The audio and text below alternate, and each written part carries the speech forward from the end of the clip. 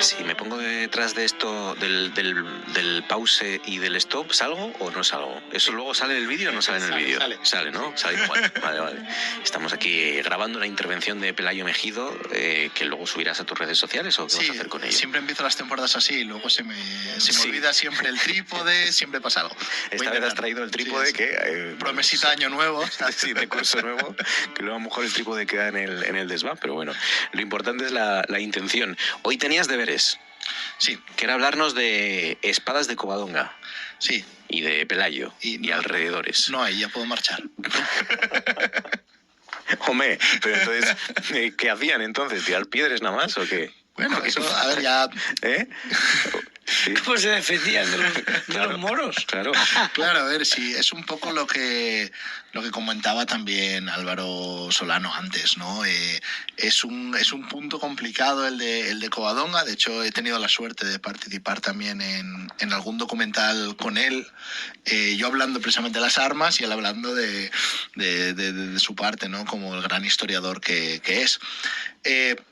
Pero sí, la verdad es que no tenemos nada, además eso es algo que ya hemos comentado muchas veces, que precisamente para lo que es la arqueología del metal, esta parte de la península no es que vaya demasiado bien. Entonces, incluso aunque se llegase a excavar algo, que ahí como suele decirse con la iglesia hemos topado, siempre va a ser algo complicado, aún sin saber que ese sea el sitio o no, ¿no? Que es también un poco lo que se sigue poniendo en entredicho, si fue ahí, si fue en otros sitios. Ahora mismo hay historiadores que están moviéndolo a otros montes cercanos, incluso algunos que lo están llevando incluso a zonas como Teberga. Entonces, al final, tendríamos que excavar todas las montañas del norte de la península, ¿no? Para saber que pudo haber habido ahí.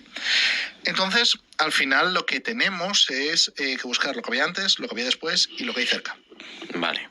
Es decir, analizar un poquito, por ejemplo, cómo era el armamento visigodo, del que sí tenemos más constancia, analizar un poco pues ya las espadas que ya empiezan a aparecer pues en torno al siglo IX, no en Asturias, pero sí en otras partes de la península que sabemos que eran de esta influencia, o que, como ya hemos comentado otras veces, por ejemplo, el armamento musulmán del cristiano, excepto pequeños detalles, no cambiaría. Por ejemplo, la espada es prácticamente la misma, ¿no? Porque... Fíjate que en mi cabeza unos van con cimitarras y otros van con espadas, sí, claro, porque al final... más romanas, pero eso en mi cabeza, no sé si en el imaginario colectivo sí, tampoco. Claro, pero es que al final el cristiano tiene una espada en forma de cruz y el musulmán tiene una espada en forma de media luna. Claro.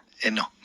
Claro, es que al final la idea que tenemos del moro, viene mucho de la tradición también de moros y cristianos, del Levante español, aunque aquí no lo veamos tanto, esa imagen del moro tradicional es el turco del siglo XIX.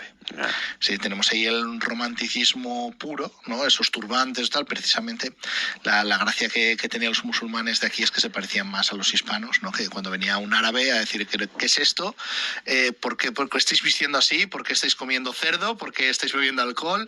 Mientras que a lo mejor venía un francés y veía a los españoles en plan de ¿por qué vais vestidos con esas túnicas tan amplias y esas sedas y demás? ¿No? Es que al final... O sea, en el siglo IX nos parecíamos más a los musulmanes que a los franceses. Bueno, eso ya sería un poquito posterior.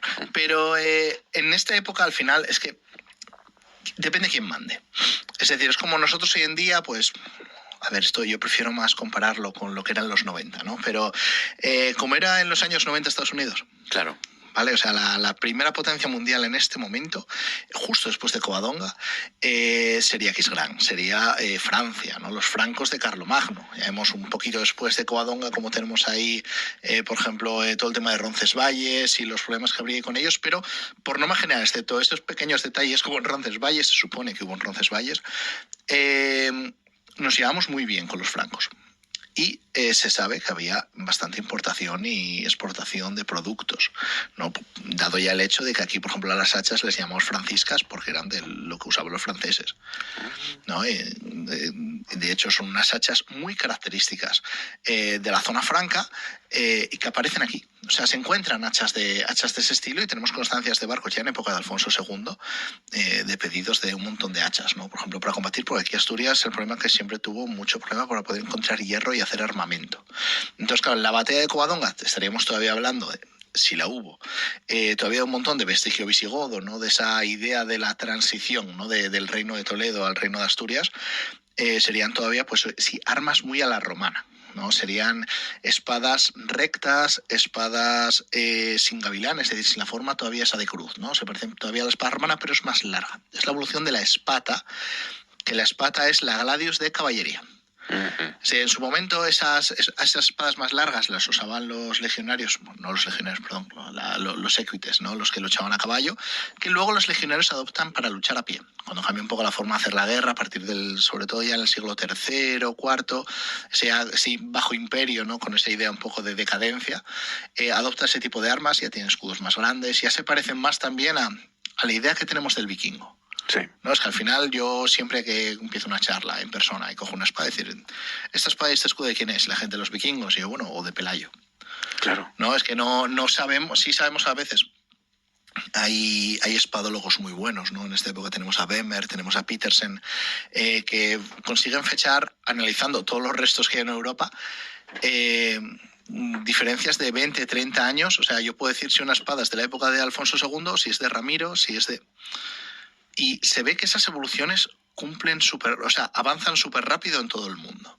Todo el mundo en Europa, vamos, quiero decir. Incluso llegamos a tener espadas que ponen la firma de alguien, de un autor, que es un famoso Ulfberht, y vemos cómo ese señor estuvo fabricando armas durante 200 y pico años porque le copiaban, ¿no? Y vemos como la marca de la época. Era sí, como el Adidas o el Nike. En 5 años, un diseño que aparece por primera vez en Francia, a los 5 años ya está en Escandinavia, ¿no? Y aquí, pues, sería algo lo mismo. Un ejemplo muy bueno que tenemos aquí en España, principios del siglo IX, es que justo, siempre me fastidia un montón, que justo inicios del siglo VIII no hay nada.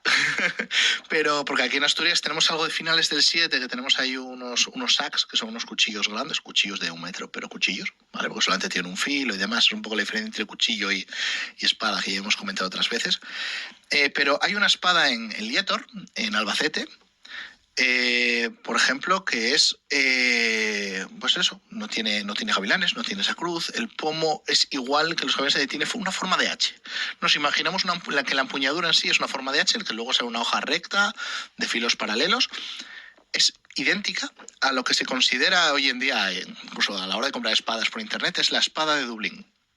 La espada de Dublín. Y es una espada que apareció de principios de esas invasiones nórdicas a Irlanda.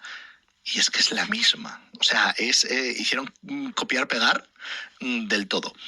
Y es curioso ya cómo a pesar de las dificultades, cómo viajaban, ¿no? La información y cómo se copiaban los estilos y claro, el armamento en vestimenta. Claro, por ejemplo, a ver, la idea de que aquí hubo una reconquista en el sentido de enemistad absoluta, evidentemente hubo palos, se tiraron piedras.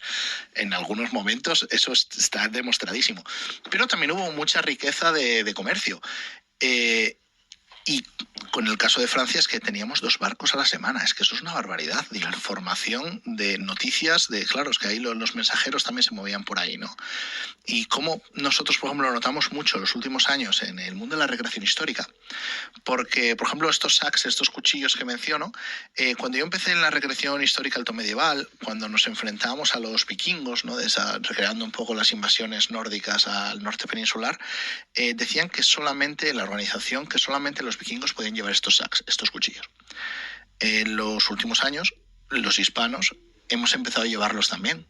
Pero ya este año han aparecido 2 cuchillos exactamente iguales, uno en Córdoba y otro en Valencia, que demuestran el uso de estos cuchillos idénticos, estos sacks, que se llama así por los sajones, idénticos, en el mundo musulmán, ¿no? Porque evidentemente en el siglo IX Valencia y Córdoba es lo más musulmán que hay a nivel cultural.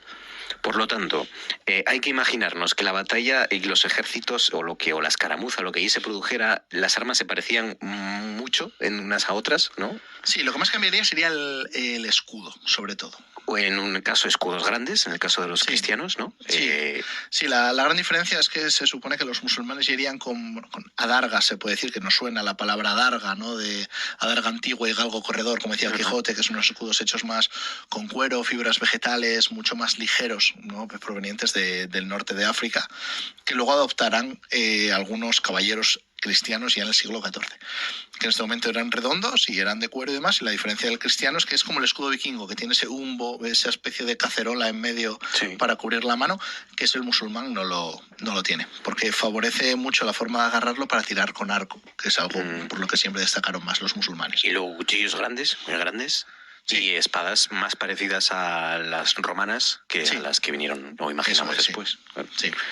Pues me has trastocado toda la imagen que yo tenía. Ahí se ve bastante bien un cuadro que presentaron hace poco en Cangas d'Onís de Augusto Ferrer Dalmau, que es un pintor de batallas. Pintor de batallas. Sí. Estuvo bastante bien asesorado y tiene unas formas muy buenas, ¿no? Del armamento de ambos bandos.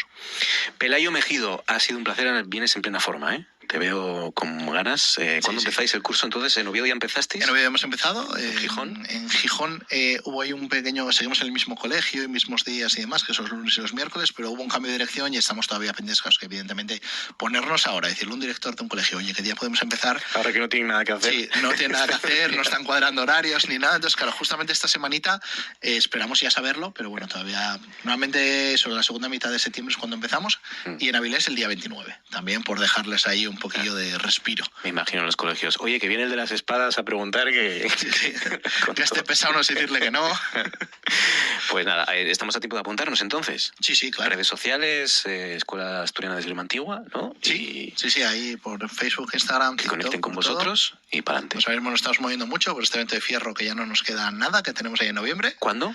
El 8 al 10 de noviembre. Tenemos pendiente ahí hablar algo sí, que ya hemos publicado casi todo. Hay que anunciarlo por todo lo alto, claro que sí. Pelayo, bienvenido una temporada más, amigo. Muchísimas gracias. Un abrazo. Gracias. Un abrazo.